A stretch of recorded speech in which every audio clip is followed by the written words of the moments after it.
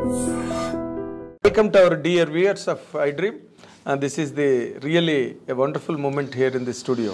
That is KD, Rowdy, JD అని మాట్లాడుకునే JD చక్రవర్తి ఈరోజు మనతో పాటు స్టూడియోలో ఉన్నారు. Welcome JD Chakravarthy. Thank you so very much. నువ్వు చెప్పిన మూడు నాకు సంబంధం లేని పేర్లు. కేడి సంబంధం లేదు, రౌడీ నాకు సంబంధం లేదు, జేడీ కూడా నా సొంత పేరు కాదు, శివాలో నా క్యారెక్టర్ నేమ్, కాబట్టి I will not feel bad for it. Ram Gopal Varma గారిని నువ్వు ఒక ప్రత్యక్ష దైవంగానే భావిస్తావు. 100%. And it is all the while justifiable. There is no debate on that. నువ్వు నీ క్వశ్చన్ ఫినిష్ చేసే ముందర విషయం చెప్తాను. నేను ఆయన చుట్టాన్ని కాదు, పక్కాన్ని కాదు.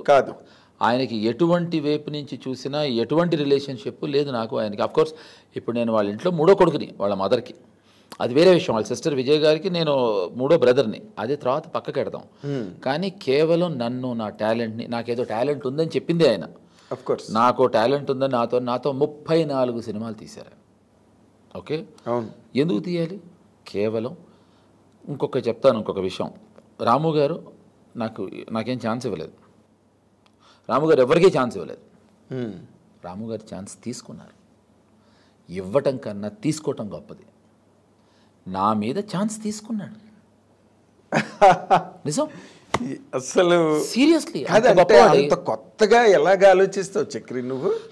ఎవడైనా బతికున్నంత కాలం రామ్ గోపాల్ వర్మ గారు నాకు గొప్ప ఛాన్స్ ఇచ్చాడండి, మహానుభావుడు అని అంటారు. ఇప్పుడు దాసనారాయణ గారి టేబుల్ మీద ప్రతాపాట్స్ రాఘవ్ గారి ఫోటో ఉంటుంది, కోడి రామకృష్ణ గారి టేబుల్ మీద ప్రతాపాట్స్ రాఘవ్ గారి ఫోటో ఉంటుంది, ఈవి సత్యనారాయణ గారి ఇంట్లో రామానాయుడు గారి ఫోటో ఉంటుంది. అలాగా ఇప్పుడు రామ్ గోపాల్ వర్మ ఇంట్లో JD చక్రవర్తి ఫోటో. నీకు అర్థం కాలేదు, మా గురువు ఎంత గొప్పవాడంటే మిగతా వాళ్ళందరూ గొప్పవాళ్లే, వాళ్ళు ఛాన్సులు ఇచ్చారు. నా గురువు నాలాంటి వాడి మీద ఛాన్స్ తీసుకున్నాడు. నన్ను తీసుకెళ్ళి ఒక ఆమీర్ ఖాన్ తోటి, ఒక సంజయ్ దత్ తోటి, ఒక నాగార్జున గారితో సినిమాలు తీసిన రామ్ గోపాల్ వర్మ గారు, ఒక వెంకటేష్ గారితో, అరే నన్ను తీసుకెళ్ళి సత్యాన్ని హిందీలో లాంచ్ చేద్దాం అన్నారు. ఆమీర్ ఖాన్ జాకీ ష్రాఫ్తో చేసి ఆయన ఛాన్స్ ఇవ్వలేదు, ఛాన్స్ తీసుకున్నాడు. ఛాన్స్ తీసుకోవటం గొప్పది ఛాన్స్ ఇవ్వటం కన్నా. There is a very sharp edge. Exactly in understanding. నా ఉద్దేశం ఛాన్స్ తీసుకునేవాడు గొప్పవాడు, ఇచ్చేవాడు కన్నా. ఎగ్జాక్ట్లీ, ఇది చాలా చాలా ఎలాబరేట్ మీనింగ్ ఉన్న మాట. సో అందుకని నేను నా గురువు, ఇంతకీ నీ క్వశ్చన్ ఏదో మధ్యలో ఆపాను. రామ్ గోపాల్ వర్మ గారు ఆయన ప్రత్యక్ష దైవం. కరెక్ట్. నువ్వు అవకాశం ఇచ్చావు ఆయనకి, ఇదంతా బాగుంది. నేను ఇవ్వలేదు అవకాశం, ఆయన నా మీద ఛాన్స్ తీసుకున్నాడు. అదేనబ్బా, అదే రిస్క్ తీసుకున్నాడు. అవ్వ పేరే ముసలమ్మ. నువ్వు ఇందాక రిస్క్ తీసుకున్నాడు. దట్స్ నా మీద రిస్క్ తీసుకున్నాడు, టేక్ చేసాడు ఆయన. That's a truth. లేకపోతే నిన్నెవరు పెట్టుకోవాలి? And after doing with Jackie Shroff and Aamir Khan, అలాంటి వాళ్ళతో చేసినప్పుడు ఆ రేంజ్ హీరోలు కదా, సంజయ్ దత్ వాళ్ళతో చేసి ఇక్కడ JD చక్రవర్తితోనే చెయ్యాలి. Nobody did. ఇప్పుడు ఆ రోజు నువ్వు గులాబీ సినిమా అప్పుడు హీరో అయినప్పుడు ఎలాగైతే correct people were raised their eyebrows, అలాగే సత్యకి, అలాగే తర్వాత మరి నాకెందుకు ఆయన ఛాన్స్ నా మీద రిస్క్ ఎందుకు తీసుకోవాలి? కాబట్టి గొప్పవాడు అంటున్నా. ఛాన్స్ ఇచ్చేవాడి కన్నా ఛాన్స్ తీసుకునేవాడు మహానుభావుడు. ఎగ్జాక్ట్లీ. ఆ రకంగా కూడా వర్మ గారు చాలా గొప్పవాడు అన్న దానిలో డౌట్ లేదు. కానీ ఇటీవల రోజుల్లో వర్మ గారి తాలూకు జర్నీ, ఇప్పుడు అట్లీస్ట్ మనందరం ఆయన మొదటి నుంచి, నేను ఆయనతోనే అన్నా, ఏమని మీరు ఒక ఇంటర్వ్యూ రామ్ గోపాల్ వర్మ గారిది సంపాదించాలంటే ఆయన ఎవరిని సెలెక్ట్ చేస్తాడో, ఎప్పుడు ఇస్తాడో అసలు ఏమీ తెలియని పరిస్థితి. I agree. అది పెద్ద అచీవ్మెంట్. నాకు ఆ రోజుల్లో మేము ఆంధ్రజ్యోతిలో ఉన్నప్పుడు I was only the achiever those days in entire press, ఇది ఇంక్లూడింగ్ ఇంగ్లీష్ డైలీస్ ఆల్సో. రాము గారిని రీచ్ అవ్వాలంటే మమ్మల్ని ఎంత టార్చర్ చేసేవారు మిగతా జర్నలిస్టులు అందరూ కూడా నాకు తెలుసు.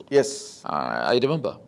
ఆ టైంలో కంపెనీకి PRO ఉండకూడదు అన్న టైంలో నేను మన గిరిధర్ని బలవంతంగా తీసుకెళ్లి కంపెనీకి PROగా పెట్టా. అవును, నాకు గుర్తుంది. పెట్టు, జీతం ఇవ్వు, కానీ నా ఇంటర్వ్యూలు నేను ఇవ్వనని చెప్పాను. మీరు ఇచ్చిన ఇవ్వకపోయినా గిరి ఉండాల్సిందే మన కంపెనీకి అని పెట్టా.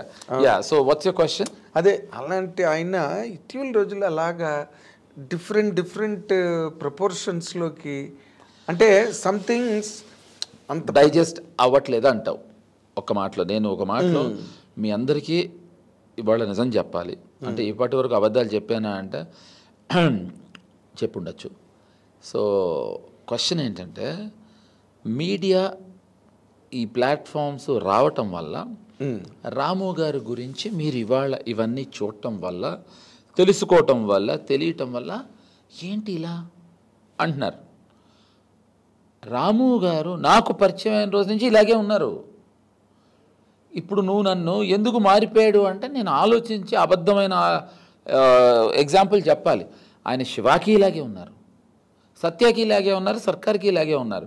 అప్పుడు మీడియాలు ప్లాట్ఫామ్స్ లేకపోవటం వల్ల మీ వరకు రాలేదు, మీకు తెలియలేదు. దీంట్లో ఒక చిన్న ట్విస్ట్ ఏంటంటే ఆయన ఏదో వీడియో వచ్చింది బయటికి అని గొడవ అయితే రాఘవేంద్రరావు గారు చాలా ఇష్టం రాము గారు అంటే.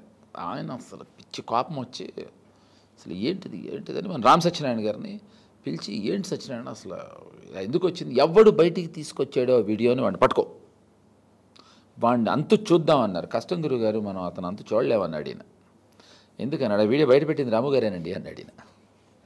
ఇప్పుడు విషయం ఏంటంటే రాము గారు శివ నుంచి ఇలాగే ఉన్నారు నాగేంద్ర. కాబట్టి నాకు ఇప్పుడు ఈ ప్రశ్న అడిగినప్పుడు ఒక షాక్. అబ్సల్యూట్గా సత్య సినిమా అయిన తర్వాత ఈ భూతల ప్రపంచంలో ఎవడైనా కౌన్ అనే సినిమా తీస్తాడయ్యా నా బికాస్ అప్పుడు మీడియా లేదు. మీడియా ఉంది కానీ ఇలా లేదు, ప్లాట్ఫామ్స్ ఇంత ఇలా లేదు కదా. So it is if it is madness then it is madness. Shiva అయిన తర్వాత రాత్రి తీయటం ఏంటి అసలు? అవును, సి Ramu garu is always been a maverick, is always been like this. ఇప్పుడు ఇది రావటం వల్ల ఆయన మారిపోయాడు, చెడిపోయాడు, ఆయన వేరే రకంగా ఉన్నాడు అని అనుకుంటున్నారు. ఆయన ఇలాగే ఉన్నారు బాబు. ఆయన కొత్తగా ఇదేం కొత్త అవతారం కాదు, ఇదేం కొత్త రూపం కాదు, ఇది మాకు అలవాటైన రూపమే, మేము చూస్తున్న రూపమే. ఇది గత ఎంత ఇదంతా మీరు అప్పుడే చూసారా ఈ విశ్వరూపం అంతా? ఎంత చూస్తున్నాం కాదు, అప్పటి నుంచి చూస్తూనే ఉన్నాం. So you don't feel strange? ఏముందో సార్ భలే చెప్పావు. అదేంటి అమ్మాయిలు కాళ్ళు పట్టుకో ముద్దులు పెట్టుకోవడాలి ఏంటి ఆ గొడవ? మారిపోయాడు అసహ్యంగా ఈ మధ్యన, మారిపోయాడు అసహ్యంగా. ఇదివరకు ఇంకా బెటర్గా ఉండేవాడు. ఎట్లా? ఇద్దరిద్దరు అమ్మాయిలు కాళ్ళు పట్టుకునేవాడేమో. నువ్వు ఏమో అన్న, ఏమో ఇట్స్ అన్ ఆపరేటివ్ వర్డ్. ఆయన అసలు కాదు ఆ లెస్బియన్స్ మీద సినిమా తీయడం ఏంటి? ఇప్పుడు ఒక విషయం చెప్పనా, ఇప్పుడు ఏం చెప్పరా? దెయ్యాల మీద సినిమా తీసినప్పుడు మరి మీరేం అడగలేదే ఏంటి దెయ్యాల మీద సినిమా తీస్తున్నారని? నేను అడిగాను కదా. ఏ అండర్ వరల్డ్ ఇంత గొప్ప సినిమా సత్య అంటున్నారే, ఒక అండర్ వరల్డ్ వాడిని హీరో చేసి సినిమా తీసినప్పుడు అడగలేదే? లెస్బియన్ మీద తీస్తే మీకు అతని ఇష్టం, అతనిదయ్యా, ఆయన సినిమాలు అయింది కాదు. నువ్వు కాదు, నువ్వు మరీ విచిత్రంగా మాట్లాడుతున్నావు. ఆయన అంతా సపోర్ట్ చేసి ఆయన ఇష్టం అయ్యా అంటున్నావు. కాదు మరి చూడద్దు, నేను చూడమన్నాడు ఆయన లెస్బియన్ మీద సినిమా తీస్తే.